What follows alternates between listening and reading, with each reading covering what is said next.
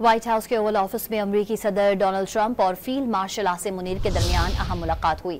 انسدادی دہشت گردی، معاشی اور تجارتی تعاون، مائنز اور منرلز، آرٹیفیشل انٹیلیجنس اور کرپٹو کرنسی سمیت مختلف شعبوں میں تعاون بڑھانے پر اتفاق کیا گیا۔ ISPR کے مطابق اسرائیل ایران جنگ سمیت خطے کی صورتحال پر تفصیلی تبادلہ خیال ہوا۔ 1 گھنٹے کی طے شدہ ملاقات 2 گھنٹے سے زائد تک جاری رہی۔ امریکی صدر کو حکومت کی جانب سے دورہ پاکستان کی دعوت بھی دی گئی ہے۔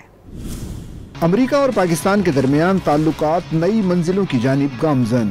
وائٹ ہاؤس کے اوول آفس میں امریکی صدر ڈونلڈ ٹرمپ اور فیلڈ مارشل عاصم منیر کے درمیان تاریخی ملاقات ہوئی۔ اس موقع پر دونوں ممالک کے درمیان انسداد دہشت گردی، معاشی اور تجارتی تعاون، مائنز اور minerals, artificial intelligence, energy sector, crypto currency اور دیگر شعبوں میں تعاون بڑھانے پر اتفاق کر لیا گیا۔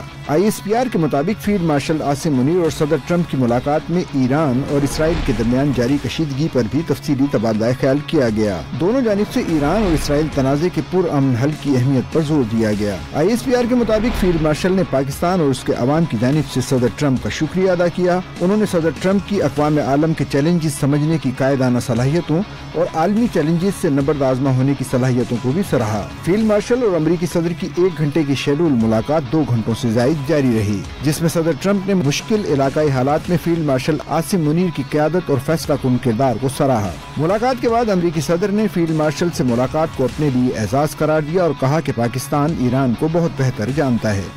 I was honored to meet him today.